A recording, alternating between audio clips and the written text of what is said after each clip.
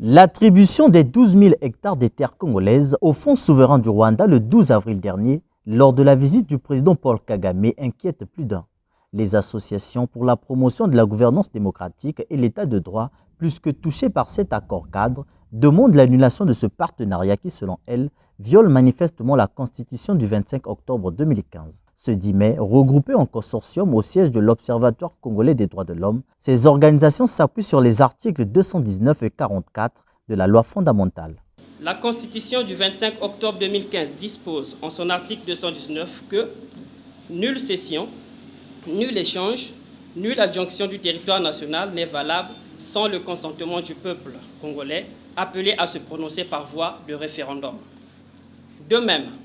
l'article 44 de la même Constitution dispose que tout acte, tout accord, toute convention,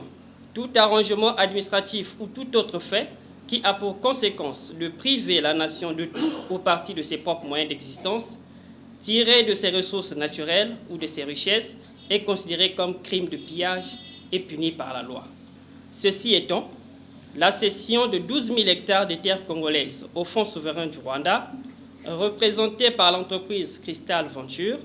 est une violation manifeste de la Constitution. Face à cet accord jugé flou, ces 5 ONG unanimement ont émis plusieurs recommandations.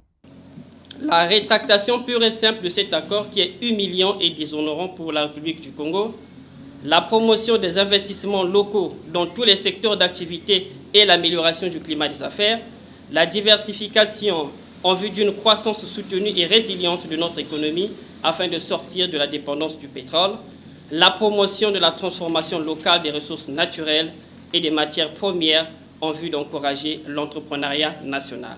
Excepté les 12 000 hectares, d'autres contrats subséquents, notamment l'accord portant cession de la zone économique spéciale de Maluku et l'exploitation minière ont été actés par le pays de 1000 collines.